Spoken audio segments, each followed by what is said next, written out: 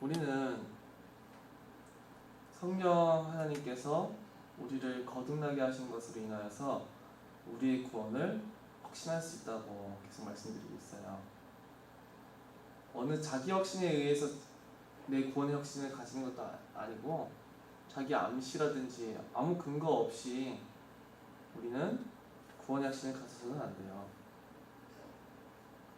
만일 우리가 잘못된 구원의 근거를 가지고 구원의 확신을 한다면은 어떤 사람들은 마지막 날에 전혀 구원을 받지 않았었는데 구원을 받았다가 확신하다가 영원한 심판의 자리에 놓여 있을 수도 있겠죠.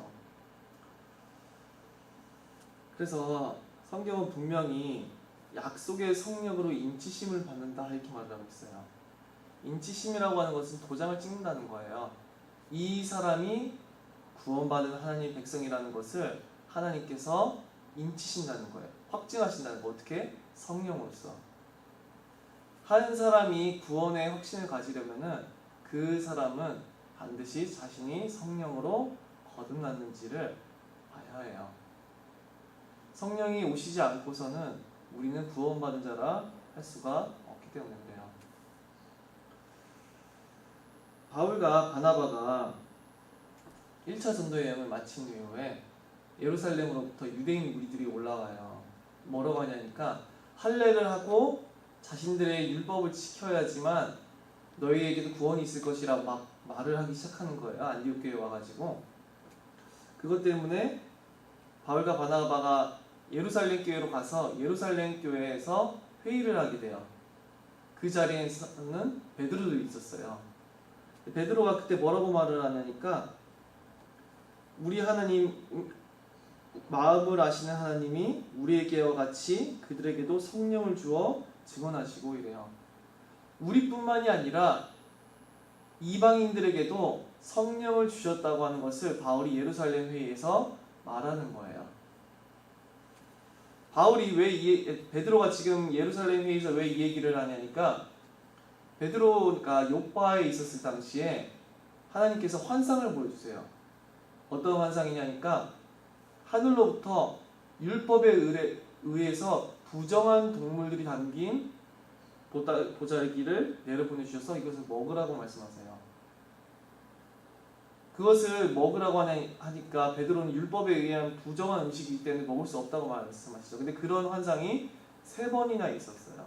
그러니까 하나님께서는 내가 깨끗하다는 것을 너가 왜 부정하다 하느냐 이렇게 말씀하시죠. 그러자 그 환상을 보고 나서 고넬료가 보낸 사람이 찾아오게 되죠.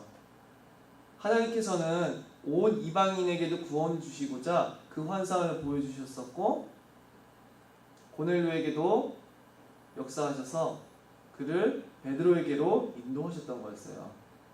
그래서 베드로가 전한 부활의 복음의 말씀을 듣자 고넬료에게도 성령이 부어지는 역사를 보게 돼요. 그래서 그들도 성령을 받았으니 우리가 어찌 세례 베푸는 그 발견이냐 이렇게 베드로가 말을 하죠. 그런데 우리는 이 성령의 역사에 대해서 막연하게 생각할 수가 있어요. 혹은 어떠한 이교도적인 어떤 신비한 현상들로서 성령의 역사를 그렇게 생각할 수도 있어요. 우리는 확고한 구원의 증거를 가지고 저 영원한 모든 천국의 소유가 나의 것이라는 것을 확증하기 위해서 내 안에 분명 성령이 오셨었다고 하는 참된 성령의 거듭나심의 증거를 알아야 돼요. 그렇다면 반대로 성령의 역사가 아닌데 성령의 역사인 줄로 착각하고 있는 것들이 있을 수가 있어요. 그래서 그것에 대해서 나누려고 해요. 예수님께서 많은 표적들을 행하셨어요. 요한복음 21장 25절에 보니까 예수께서 행하신 일이 이 외에도 많으니 만일 낱낱이 기록된다면 이 세상이라도 이 기록된 책을 두기에 부족할 줄 아노라. 만일 예수께서 행했던 수도 없이 많은 표적들을요 다 기록한다고 하면은 그것은 이 세상에 있는 모든 그걸 다 기록하면 이 세상에 두 개도 부족할 책이 된다는 거예요. 너무나 많은 이적을 행하셨던 거죠. 근데 요한복음은 분명히 그 이적을 뭐라고 말을 하냐니까 표적이라 그래요. 표적. 표적은 단순히 이적은 신적 권능에 의해서 나타난 어떠한 역사를 가리킨다고 하면은 표적은 단순히 이적이라고 하는 단어랑은 다른 거예요. 이적이랑 표적은 왜 다르냐니까 표적이라고 하는 것은 사인이에요. 예수님이 이분이 바로 그리스도이시요 하나님의 아들이시라는 사인이에요. 우리가 표지판이 있잖아요. 도로에는 그 표지판이 어디로 가야지만 서울이고 어디로 가야지만 부산인지를 가리켜요. 그죠?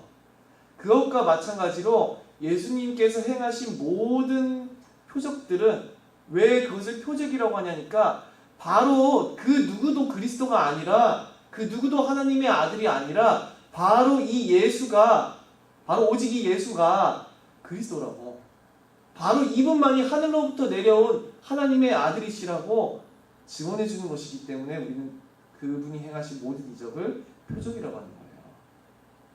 그래서 요한복음 20장 30절 31절에 예수께서 제자들 앞에서 이 책에 기록되지 아니한 다른 표적도 많이 행하셨으나 요한복음에 기록되지 아니한 많은 표적들도 많이 행하셨대요. 기록되지 않은 것들까지도 오직 이것을 기록함은 너희로 예수께서 하나님의 아들 그리스도이심을 믿게 하려 하며 또 너희로 믿고 그 이름을 힘입어 생명을 얻게 하려 함이니라.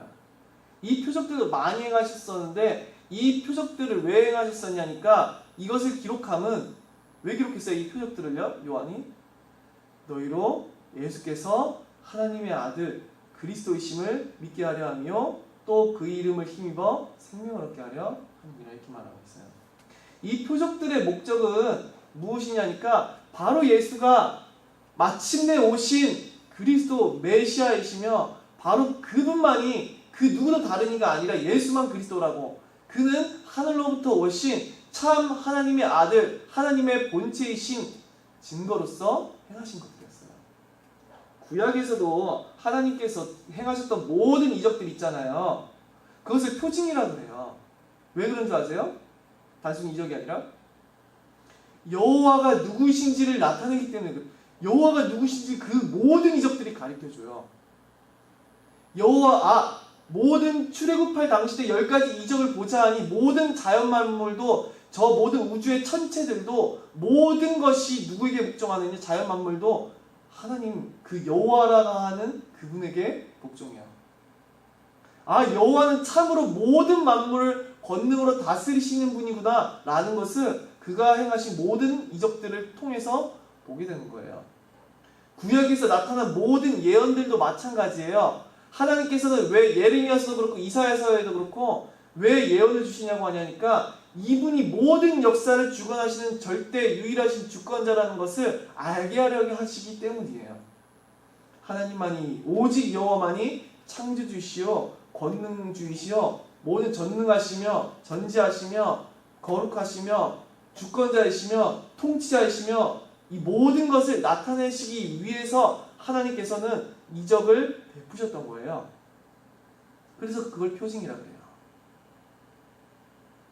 왜 하나님께서 예언을 주셨었냐? 내가 왜 예언을 주시고 왜 예언을 그대로 성취하셨냐 하니까 하나님이 모든 역사를 홀로 주관하신다는 것을 알게 하신 거예요. 이사야서에서 수백 년 뒤의 일을 알게 하시고 그대로 성취하세요. 하나님께서는요. 왜 수백 년 뒤의 일을 미리 알리시고 그대로 성취하시죠? 하나님은요 미래를 아시기 때문에 예언하시는 분이 아니에요. 모든 역사를 홀로 결정하시기에 예언하시는 분이에요. 예언이 아니라 사실은 미리 있을 일을 이렇게 할 것이기 때문에 본인이 행하실 일을 단지 알리시는 것 뿐이지요. 그래서 모든 예언과 모든 이적들을 통하여서 여호와가 누구이신지를 드러내시는 거예요. 그게 목적이에요. 모든 이적과 예언의 목적은 구약에서. 마찬가지로 예수 그리스도 하나님의 아들께서 행하신 모든 이적은 이 모든 표적들을 보자 하니 저 예수가 바로 그리스도이시구나. 저 예수가 바로 하늘로부터 내려오신 유일하신 메시아, 곧 하나님의 아들이시구나라는 것을 알게 하시는 거예요. 그래서 그가 행하신 모든 이적을 우리는 표적이라고 해요. 그가 행하신 표적이 너무 많아서 요한복음에 기록된 것뿐만 아니라 그 모든 표적을 다 기록하려고 한다면은 세상에 그 책을 쌓고 쌓아도 부족하대요. 그 정도로 예수께서는 당신의 공생의 기간 동안 수도 없이 많은 표적들을 행하셨다는 거죠. 그 누구도 부인 못할, 예수만이 그리스도라는 것을 그 누구도 부인 못할, 모든 사람의 믿음의 유일하신 주라는 것을 그 누구도 부인 못할, 오직 하늘로부터 내려오신 우리의 믿음의 유일한 대상이라고 하는 것을 그 누구도 부인 못할 확실한 증거를 나타내신 거예요. 예수께서 승천하신 후에 무엇을 보내시냐니까 성령을 보내세요. 이 성령은 사실 구약 성경부터 약속되어 있어요. 성령을 보내시리라고 하는 약속은 구약에서 약속되어 있는데, 자, 요한복음 7장 39절에 보니까 예수께서 아직 영광을 받지 않으셨으므로 성령이 그들에게 계시지 아니하시더라. 성령은 메시아와 함께 예언이 되어 있어요, 구약에. 예수께서 아직 여기서 영광을 받지 않으셨다는 말은 승천하시고 부활하시고 승천하셔서 하나님의 보좌 우편에 앉으셨다는 그 말이에요. 아직 그가 부활하지 아니하시고 승천하시지 아니하셨으므로, 하나님의 보좌 우편에 앉지 아니하셨으므로, 그 시점에서 예수님 공생의 당시 때 아직 성령이 오시지 않았었어요. 요한복음 15장 26절에 보니까 진리의 성령이 오실 때에 그가 나를 증언하실 것이요. 진리의 성령을 예수께서 보내실 터인데, 그 성령이 오시고 나면은 그 성령께서는 바로 예수님을 증언하실 거래요. 예수님을 증언한다는 말은 무슨 말이냐니까 바로 이분이 그리스도 메시아 하나님의 아들이시라고 증언하신다는 거예요. 마침내 성령이 오심으로 인하여서. 자, 예수께서 확실히 그리스도라는 증거로서 다시 살아나셨어요. 완전히 죽은 자 가운데서 살아난 이는 역사상 단 한 명밖에 존재하지 않았는데 그게 바로 예수님이었어요. 그래서 이 사도들은 자신들을 부활의 증인이라고 말을 했어요. 이 부활의 증인이라는 게 무슨 말이냐? 그리스도께서 부활하심으로 바로 이 예수, 이분이 마침내 약속된 메시아, 그분이라고 하는 것에 대한 증인들이었어요. 그래서 부활의 증인이라고 하는 거예요. 곧 예수가 그리스도이시 하나님의 아들이시라는 증인들이었어요, 그들은. 자, 근데 이것뿐만이 아니라 사도들이 사도행전 2장에서 담대하게 예수 그리스도의 복음을 전파하고 그분이 바로 약속된 메시아 그리스도라고 베드로가 담대히 선포할 수 있는 이유는 무엇이냐니까 성령을 그들이 받았기 때문이에요. 성령이 오시는 것은. 왜 그랬었냐니까 마침내 예수께서 공생의 때 약속하셨던 대로, 구약에 약속되어 있었던 대로 성령을 보내주셨다는 것. 즉 그가 승천하심으로써, 승천하신 걸 봤잖아요, 제자들이요. 근데 이 제자들은 아직도 의심이 있었을지 몰라요. 근데 그가 승천하셔서 하나님의 보좌 우편에 앉으셔서 마침내 성령을 보내주신 것을 보았었을 때 그들은 어떤 믿음이 생겼었겠어요? 아, 정말로 예수께서 부활하셨을 뿐만 아니라 승천하셨었고 저 하나님의 보좌 우편에 앉으셔서 이 모든 성령의 보내시는 역사를 일으키시는 거라는 것을 확신하지 않았겠어요? 아, 정말로 예수께서는 한 인간이 아니라 약속된 메시아요, 이사야서 9장에 있는 것처럼 평강의 왕이시면서 전능하신 하나님이시면서 영존하신 아버지이시라고 확신이 들지 않았겠었냐 그 말이에요. 아, 이분은 단지 한 인간이 아니구나, 정말 전능하신 하나님이 보내신 하나님의 아들 메시아이시구나, 확신이 들지 않았겠냐고요. 그 성령 역사를 보면서 확신이 들었을 거예요. 그러니까 담대하게 베드로가 예수님이 그리스도 하나님의 아들이시라고 선포하게 되죠. 2장에서. 사도들에게 동일한 많은 표적이 따랐었어요. 로마서 15장 18절 19절에 보니까 그리스도께서 이방인들을 순종하게 하기 위해 나를 통하여 역사하신 것 외에는 내가 감히 말하지 아니하노라. 그리스도를 이방인들 가운데 순종하기 위해서 바울이 나를 통해 역사하신 걸 왜 말하지 않겠대요? 즉 이방인들에게 복음이 전파돼서 예수님이 그리스도라고 모든 이방인들에게도 우리도 그를 우리의 유일하신 그리스도, 우리의 구원주로서 고백하지요. 그것과 마찬가지로 바울은 이방인들에게 복음을 전파하는 그 사역 가운데서 어떻게 역사하셨었냐, 그것을 어떤 역사로 복음을 전파하셨었냐, 그 일은 그 복음을 전파해서 이방인들이 그리스도께 순종하게 된 그 일은 말과 행위로, 말은 즉 복음의 전파이죠. 그리고 많은 행위들, 바울의 여러 가지 헌신과 여러 가지 사역들이 있었을 거예요. 말과 행위로. 그리고 그 다음번에 뭐라고 말을 하냐, 표적과 기사의 능력으로, 성령의 능력으로 이루어졌으며, 이렇게 말을 해요. 성령의 역사는 사도들의 손을 통하여서도 이적적인 표적의 역사가 드러났었어요. 그래서 사도행전 19장에 보면 바울의 몸에서 손수건이나 앞치마를 가져다가 병든 사람에게 두면은 나을 정도로 엄청난 이적과 표적이 따랐었지요. 바울은 하나님께서 자신의 사역 가운데서 이방인들에게 복음을 전파케 하고자 많은 표적과 이적으로 자신에게 함께 하셨다는 것, 성령의 그 이적적인 역사로 나타나셨다는 것을 말씀하고 계세요. 말씀하고 있죠.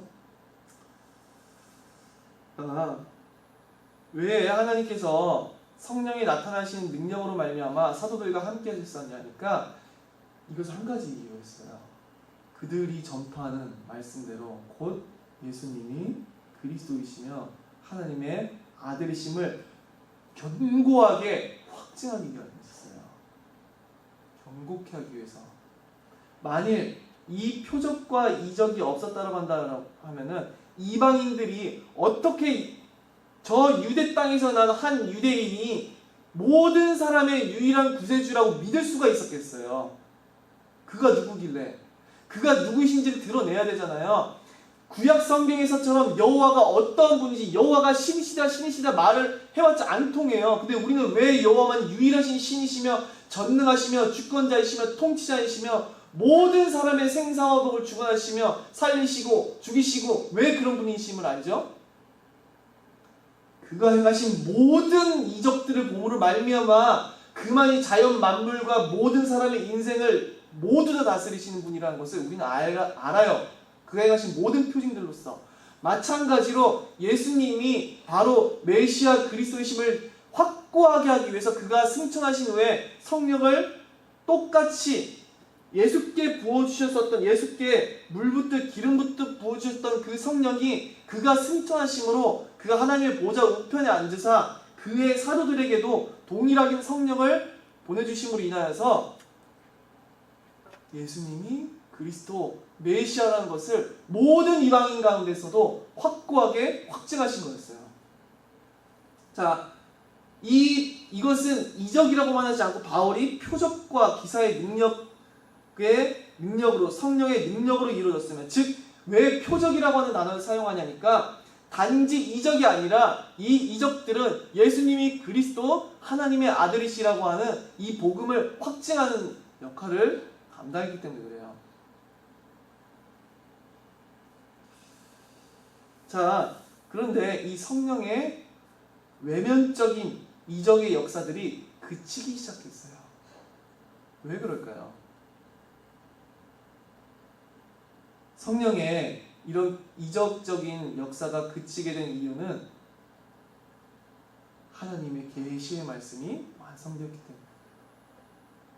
여호와께서는 출애굽 때 10가지 이적을 베푸심으로 자기만이 여호와이시며 여호와가 누구이시며 어떤 분인지를 증명하셨었는데 더 이상 그것과 동일한 역사를 일으키실 필요가 없었어요. 왜냐? 모세를 통해서 그 모든 역사를 기록하셨거든요. 마찬가지로 예수께서 행하신 이적들을 이제는 더 이상 필요 없고 사도들이 행했던 이적들이 더 이상 필요가 없어요. 왜 그래요? 그 이적들의 증인들이 우리에게 그 모든 것을 기록한 문서를 우리에게 넘겨주었거든요. 초대교회 성도들보다 우리는 더욱더 확고한 완성된 계시의 말씀, 복음의 더욱더 풍성한, 하나님의 내용이 더욱더 풍성한 완성된 계시의 말씀인 성경이 우리에게 주어졌기에 더욱더 중요한 것은 성경에 기록된 계시의 말씀을 통해서 우리는 그 복음의 내용에 더 풍성한 그 가치를 우리는 알 수 있기 때문이에요. 그래서 더 이상은 외면적인 성령의 역사가 필요 없는 거예요. 이미 하나님의 계시의 완성된 말씀이 있기 때문에 그래요. 저는 만일 성경이 언어로서 주어지지 않은 어떠한 미전도 종족, 소수민족들, 혹은 뭐 도무지 말씀이 전파가 될 수 없는 언어가 도무지 통하지 않는 어떤 종족들 가운데서는 어쩌면 하나님께서 이적을 일으키실 수 있다고 생각하네요. 아예 하나님께서 아무런 이적도 행하시지 아니하실 것이다라고 굳게 믿는 분들이 있는데 하나님께서는 얼마든지 자유롭게 행하실 수 있어요. 전능하신 하나님이에요. 얼마든지 이적을 행하실 수 있어요. 그런데도 하나님께서 이적을 왜 나타내시지 않느냐니까 그 이적이 도리어 사람들의 신앙을 망치게 되기 때문에 그래요. 하나님 이적을 행하실 수 없으셔서 아닙니다. 자, 왜 그러냐?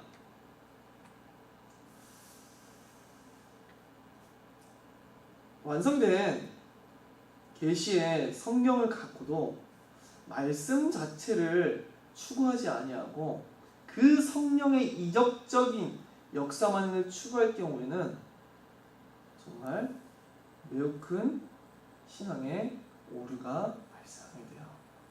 그래서 우리 지혜로우신 하나님께서는 그 이적들을 중단하시는 거예요. 사도행전 8장에 보니까 시몬이라고 하는 마술사가 있었어요. 근데 이 시몬이라고 하는 마술사가 많은 능력들을 행하던 사람이었어가지고 많은 사람이 그를 따랐어요. 너무 놀라운 마술들을 행했었나 봐요, 이 시몬이. 그런데 그 시몬이 어느 날 빌립이 전하는 예수 그리스도에 관하여 전도함을 듣고 세례를 받았어요. 그리고 나서 빌립을 전심으로 따라다녔다고 성경은 말하고 있어요. 근데 그 다음 절에 뭐라고 말하고 있냐? 그 나타나는 표적과 큰 능력을 보고 놀라니라. 빌립을 통하여서 일으켜지는 표적과 큰 능력을 보고 놀랐어요. 와, 이건 뭐냐? 내가 행한 마술과는 비교할 수도 없는 너무나 놀라운 표적들이 행해지고 있구나. 이게 뭐지? 막 싶은 거예요.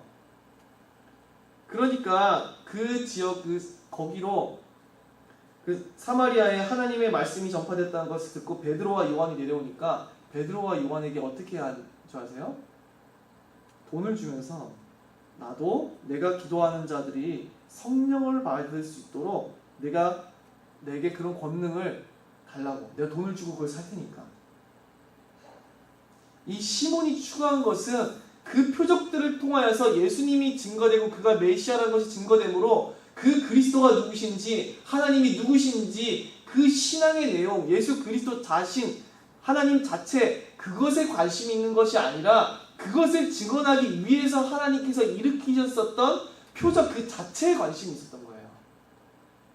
그리스도를 바라본 게 아니라, 하나님을 바라본 게 아니라 이적을 바라본 거예요. 그리스도를 원하고 하나님을 원하는 것이 아니라 무엇을 원했어요? 그리스도 하나님이 아닌 이적 그 자체를 원했던 거예요.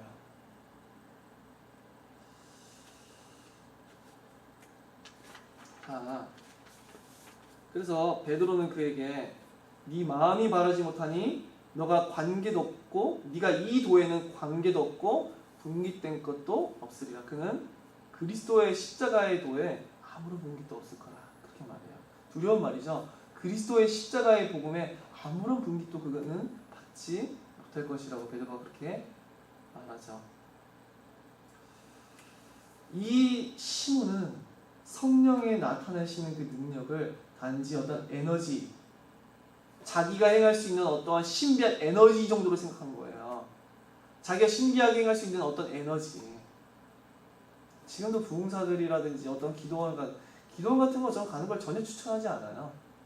기도원 간다고 기도 되는 거 아니에요. 다 거짓말이에요. 진짜 기도할 거면은 문 닫아놓고 내 골방에서도 그냥 길 지나가 다니면서도 밥을 먹으면서 할 수 있어요. 진짜 진정한 기도는.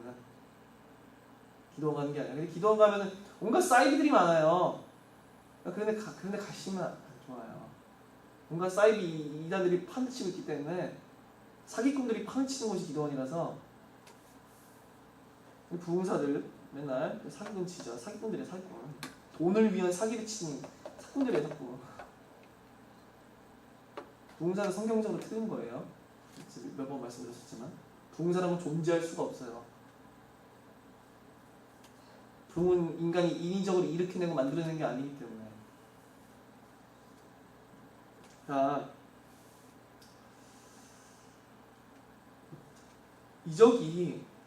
자, 이적이 과연 사람들 그리스도에게로 가까이 이끈다고 생각하세요? 자, 제가 딱 이적을 행했어요. 그러면은 우리 집사님 권사님들 마음에, 그 마음에 그리스도의 은혜가 너무나 풍성하게 느껴지고 하나님의 그 베푸신 은덕이 너무나 감격하게 되고 내 마음이 진짜 하나님을 너무나 사랑하게 되고 내가 천국을 너무나 소망하게 되고 정말로 내가 그리스도 앞에 나를 복종시키고 싶게 되고 내가 아니라 하나님의 영광을 위해서 너무나 살고 싶어지고 그리스도의 아름다움을 더욱더 보기 원하는 저 천국을 더욱더 소망하게 되고 이것이 제가 지금 이 자리에서 기적을 베푼다고 해서 그게 일어나겠어요? 그런 일이? 제가 이 컵에다가 여러분 하나님이 전능하십니다. 이 물잔에 물이 떨어지지만 물이 찰 것입니다. 하나님 성령으로 역사해 주시옵소서. 물이 차오르기 시작했어요. 막 그랬더니 내 마음에 그리스도를 향한 마음이 불타기 시작하고 하나님의 영광을 위한 마음이 불타기 시작하고 천국을 향한 소망이 불타기 시작하고 그리스도의 아름다운 것을 인해서 내 마음이 감격되게 되고 내가 죄를 졌던 마음이 그리스도의 선하신 뜻을 위해서 내가 살기를 원하게 되고 내가 세상이 아니라 그리스도를 사랑하게 되고 내 형제를 사랑하게 되고 이 모든 게 제가 여기서 그런 이적을 일으킨다고 그게 가능하냐고요. 가능할까요? 제가 여기서 여러분 저는 성령의 능력을 여러분을 넘어뜨려 보겠습니다 막 이러면서 그럼 그런 하나님의 참된 사랑하게 하는 역사가 우리들 마음 가운데 있을까요? 없을걸요? 사람이 막 이상한 귀신 소리 내고 막 온갖 방언을 제가 터뜨리겠습니다 한다고 해서 우리들 마음에 그리스도를 향한 간절한 향한 사랑과 그 소망과 하나님의 법도에 순종하고자 하는 그 마음과 하나님 앞에 참된 겸손과 그를 향한 너무나 넘치는 사랑, 이 모든 아름다운 열매들이 우리 안에 맺히겠냐고요.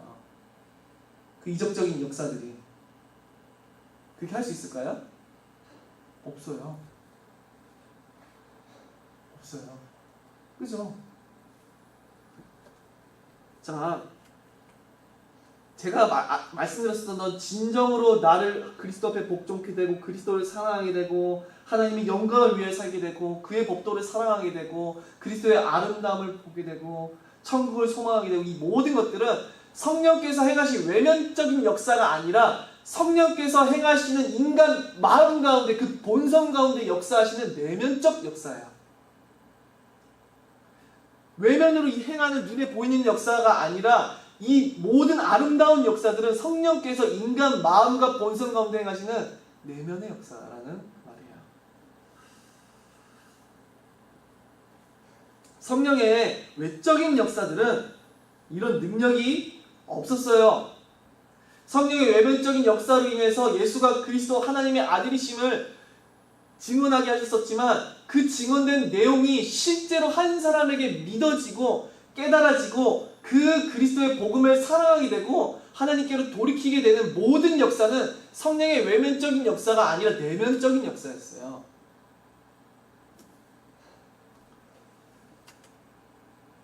자, 더 이상 이 외면적인 역사가 필요 없어짐은 완성된 계시가 우리에게 주어졌기 때문이에요. 더 이상 예수를 그리스도라고 증언할 표적이 필요하지 않아요. 왜 그러죠? 이미 확증된 계시의 증거를 우리는 가지고 있기 때문에 초대교회 성도보다 더욱더 풍성한 하나님과 복음에 대한 내용을 완성된 계시를 우리는 가지고 있기 때문에 하지만 성령께서 역사를 그치신 것이냐 자신의 사역을 그치신 것이냐 그렇지 않아요. 성령께서는 지금도 사람 가운데 역사하셔서 내면적인 역사를 지속하고 계세요. 한 사람을 거듭나게 하시고 그 사람이 그리스도를 바라보게 하시고 하나님을 사랑하게 하시고 그리스도를 깨닫게 만들어주시고 하나님을 믿게 하시고 그리스도께 소망을 두게 하시고 하나님의 선하신 법도를 행하게 하시고 그들에게 참으로 위로하시고 천국을 소망케 하시고 하는 이 모든 우리 마음과 내면에 하는 역사는 성령께서 지금도 그치지 아니하시고 지속하고 계신단 말이에요. 10가지 이적을 보고 홍해가 갈라지는 걸 봤던 이스라엘 백성들이 하나님을 사랑하던가요? 아니면 하나님을 대적하던가요? 엄청난 이적을 모두 대적한다고요. 근데 왜 그런 성령의 내면적인 역사가 아니라 왜 외면적인 역사를 추구하냐고요. 근데 그 모든 이적들이 한 사람을 못 바꿔요. 못 바꿔요. 그리스도 안에 있는 하나님의 안에 있는 아름다움과 모든 것들을 보여줄 수가 없어요. 이 세상에 있는 그 어떤 이적도요. 그죠? 하지만 성령께서 인간 마음의 내면 가운데 신비하게 역사하시는 그 역사는 참으로 하나님의 말씀을 깨닫게 해주시고 성경에 기록된 계시의 말씀을 내 안에 비춰주시고 알려주시고 그 풍성한 은혜의 복음을 계속해서 시인케 해주시고 그 하나님을 간절하게 만들어주시는 모든 성령께서 행하신 내면적 역사는 한 사람을 온전한 그리스도인이 되게 만들어요. 우리가 추구해야 될 것은 성령의 외적 역사가 아니라 내면적 역사예요. 바보 같은 인간들이 내면적 역사를 주장하는 거예요. 그 진짜 바보 같은 목회자들이에요. 고린도전서 13장 8절에 보니까 사랑은 언제까지나 떨어지지 아니하되 예언도 패하고 방언도 그치고 지식도 패하리라. 주님을 우리가 실제로 마주보는 날에 주님이 다시 오시는 날에는 예언도 패하고 방언도 그칠 거예요. 저 천국에는 예언 없어요. 방언 없어요. 예언 방언 100번 하는 것보다 주님을 마주보는 그곳에서는 주님을 아는 건 한 가지 훨씬 더 귀해요. 천국에는 우리 삼위 하나님만이 살아계시고 그 삼위 하나님 가운데서 우리가 거하고 그가 우리 안에 거하시고 그의 아름다우심을 보면서 영원토록 그를 사랑하고 우리가 너무나 큰 희락과 화평 가운데서 진행이 될 거예요. 그 삼위 하나님의 공로로 인하여서. 방언이 중요한 거예요. 저 천국에서. 저 천국에 합당한 자가 되게 하기 위해서 하나님께서 한 사람에게 많은 이적적인 역사를 주실 거라 생각하세요? 아니요. 한 사람이 내면 가운데 도리어 역사하실걸요? 하나님의 말씀을 비춰주시는 거. 언제나 말씀을 통해서 말씀으로 인해서 계시된 말씀을 깨닫게 하시고 믿게 하시고 풍성케 하시고 하심으로써 그냥 이상한 이적적인 역사가 아니라 저 천국에는 없어요. 그래서 더 이상 그 자체를 추구한 이적 자체, 이 이적은 모든 표적으로서 예수가 그리스도이신 걸 증언하기 위해서 주어졌었지 복음을 추구하지 아니하고 결국 복음을 추구하지 아니하고 하나님을 추구하지 아니하고 이적 그 자체를 따른 자들은 베드로의 말처럼 저 그리스도의 복음의 도에 얻을 분깃이 없어요. 오직 저 천국은 방언도 그치고 예언도 그치지만 우리 그리스도 안에 있는 우리 하나님에 있는 영원한 사랑만이 존재하게 될 거예요.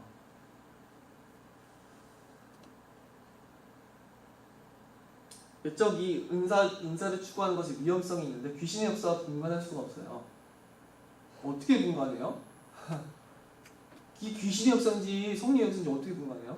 이용도라고 하는 목사 제가 가끔가다 얘기하지만 우리 한국교회 때 유명한 부흥사였었어요. 이 인간이 자기가 체험한 게 신비한 것들이다 보니까 그것들이 엄청 일어났었어요. 이 사람을 통해서, 이용도를 통해서. 그랬는데 그러다 보니 그 사람은 귀신의 역사와 이게 성령 역사 분간을 못해요. 그러니까 그런 사람들도 연합하게 되는 거예요. 귀신의 역사를 쫓는 자들과. 그런데 이 이용도를 통해서 우리나라 한국에 많은 이단들이 시작이 돼요. 문성명 추종자였었고.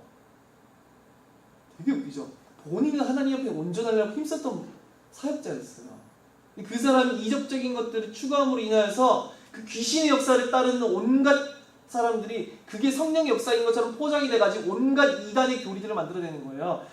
성경 66권에 기록된 계시의 말씀을 따르지 아니하고 이적을 쫓아가고 말씀이 아니라 외적 성령의 역사를 추구한 자들은 언제나 매우 잘못된 이단의 교리로 빠져들 가능성이 너무나도 높아요. 심지어 데살로니가 후서 2장 9절부터 10절에 보니까 여기서는 멸망의 아들, 불법의 사람, 대적하라 하는 자들도 그들도 미혹의 역사를 행할 거라고 말을 하고 있어요. 악한 자가 나타날 거래요. 사탄의 활동을 따라 모든 능력과 표적과 거짓 기적과 모든 능력, 거짓 표적들, 이적들을 행할 거래요. 이 악한 자들도. 불의의 속임으로 멸망하는 자들에게 있으리니 이는 그들이 진리의 사랑을 받지 아니하여 구원함을 받지 못함이라. 그래서 불의로 속임을 당해서 진리를 따르지 아니하고 그 불의한 자들의 이적을 따라서 그 악한 자들을 따라서 결국은 진리의 사랑을 받지 아니하므로 구원을 못 받는데요. 이러므로 하나님의 미혹의 역사를 그들에게 보내사 거짓 것을 믿게 하심은 진리를 믿지 않고 불의를 좋아하는 모든 자들로 하여금 심판을 받게 하려 하심이라. 놀라운 경고의 말씀이에요. 하나님께서는 미혹의 역사가 일어나는 것을 허용하셨어요. 왜 그래요? 참된 진리의 말씀을 따르기를 원하지 아니하고 불의한 거짓 말씀을 따라서 이적을 추구하는 자들을 쫓아가므로 불의를 좋아하는 자들이 자기들이 좋아하는 대로 멸망받게 하기 위해서. 근데 우리가 이 이적 자체를 추구하는 자들을 옳다고 절대로 말해줄 수가 없는 거예요. 다 잘못된 거예요. 그리고 이 신비한 어떠한 신유의 은사들을 추구하는 사람들의 특징, 자기만족이에요. 자기만족으로 끝내. 아까 앞서 말씀드렸던 것처럼 온전한 한 사람이 그리스도 앞에 겸손케 되고 온전케 되는 역사는 존재하지 않아요. 교만해져요, 도리어. 내가 하나님 앞에 특별한 사람이야. 잘하고 싶어요. 늘 보자는 말. 내가 하나님의 특별한 역사를 받았어. 내가 특별한 신비의 계시의 말씀을 받아서 지금 여러분에게 말하고 있는 거예요. 자기가 마치 무슨 하나님이 지금 사도인 마냥 자기를 가장하지 않나. 자신이 무슨 하나님 앞에 무슨 방언을 하고 예언을 하면서 자기가 하나님 앞에 특별한 존재인 거지 않아. 자기가 성령과 지금 교통하고 있는 무슨 특별한 무슨 그런 존재. 정신 나가는 작자들이에요. 올바른 게 아니, 정신이 나간 거예요, 그냥. 교만해지잖아요. 이게 지들이 받았던 이적.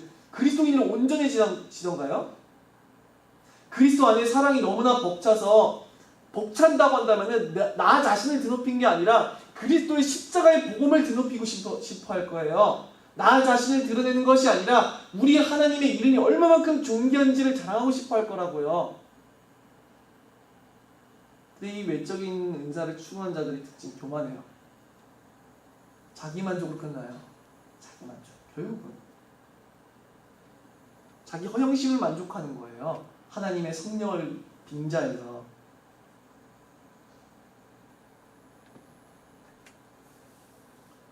자, 100만 번의 방언과 예언을 하기를 원하세요? 단 한 번 그리스도의 얼굴을 내가 보기를 원하세요?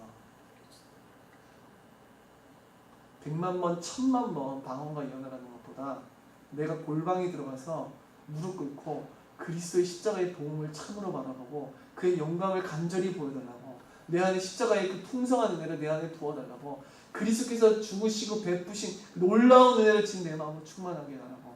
그 기도가 100만 번, 1000만 번의 예언과 방언보다 소중한 거예요.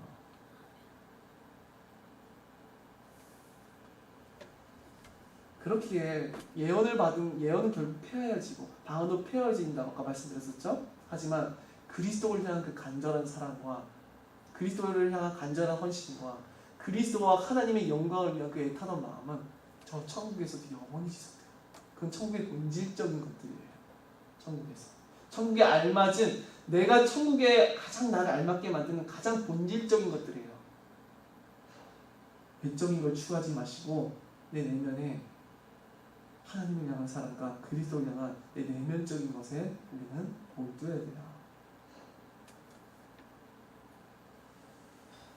그래서 이 성령의 정말 큰 역사는 내면의 역사예요. 성령께서 한 영혼을 거듭나게 하시고 부패한 본성을 바꾸시고 교만을 치료하시고 모든 자기애와 자기중심성으로 살던 그 삶에서 돌이키시고 하나님 앞에 겸손케 하시고 하나님의 영광을 위한 삶으로 돌이키시고 그리스도를 간절히 바라보게 하시고 하나님을 간절히 갈급하게 하시는 그 모든 것들은 성령의 내면적인 역사예요. 바로 성령의 거듭나게 하시는 역사, 그가 내가 안에 성령이 오셔서 내 안에 역사하신다는 것은 외면적인 것으로는 확신할 수 없어요. 언제나 우리가 성령이 나를 거듭나게 하셨고 나를 저 영원한 천국의 백성으로 삼으셨다고 하는 확고한 증거는 내 내면에 역사하시는 성령이에요. 우리는 성령의 역사를 왜 알아야 되냐? 내가 왜 거듭난 자인지를 알아야 되냐? 구원받지 못한 자들은 헛된 것 때문에 구원의 확신을 가졌다가 저 지옥불에 던져져선 안 되기 때문에 그래요. 반대로 구원함을 얻은 백성들이 괜히 내가 천국 백성이 아닌 것 같고 저 하나님 안에 속해 있는 모든 아름다운 것들, 저 모든 성경에서 말을 하고 있는 그리스도 안에 속한 모든 참된 위로와 풍성한 은혜와 무한한 영광을 받을 그 영원한 천국의 상속자로서 나를 확증하지 못한다고 한다면 그것도 얼마나 안타까워요. 그러나 내 안에 내 내면의 역사진 성령의 역사를 봄으로써 내가 참으로 그리스도인이요 저 천국이 나의 것이고 그리스도께서 이루신 모든 풍성한 은혜와 그 희생이 전부 나의 것이라고 믿는다면, 그리스도께서 나를 피로 사신 것이라고 내가 확신한다면, 나의 영생을 위하여서 나를 영원한 신부, 자녀, 영원한 하나님의 백성으로 삼기 위해서 그리스도께서 나를 자신의 모든 핏값을 주고 사신 것이라는 내 안에 확신이 있다면, 내가 저 천국에 속해 있는 모든 영원하고 풍성하고 무한한 모든 아름다운 그 일과 모든 저 천국에 속한 지극히 높은 희락과 화평과 은혜가 전부 그 사랑과 모든 그 일과 자비가 영원토록 나를 떠나지 아니하고 나에게 주어진 것이라고 믿는다면 우리는 더욱더 저 천국을 간절히 소망하게 되고 우리 하나님 앞에 더욱더 온전하게 순종하고 더욱더 큰 기쁨으로 이 세상을 살아갈 수 있을 거예요. 그렇다면 우리는 어떻게 그걸 할 수 있냐? 내 안에 성령이 오신 분, 우리는 그걸 확증하는 거예요. 내 안에 성령이 오신 분, 성령으로서 우리 인치신 거예요. 이 하나님의 백성이라고, 참으로 하나님의 백성이라고, 내가 구원한 내 백성이라고 우리 하나님께서, 우리 주 예수 그리스도께서 우리 안에 성령을 보내주신 거예요.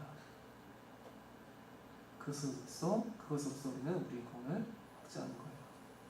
우리가 참으로 영원한 것을 소망하면서 기뻐하는 모든 근거는 내가 성령으로 말미암아 거듭난 자이기 때문입니다. 외면적인 기적과 이적을 보아서가 아니라. 기도하고 말씀을 마치도록 하겠습니다. 살아계신 하나님 아버지께 감사를 드립니다. 오직 하나님의 전적인 은혜로 구원받을 만한 아무런 가치가 없는 우리들, 오직 우리 주 예수 그리스도의 죽으심과 그의 놀라우신 겸손과 순종과 희생과 피 흘리심과 그의 전적인 공로로 말미암아서 우리의 죄를 사하여 주시고 우리를 의롭다 하시며 하나님께 속한 백성이라 해주심을 감사드립니다.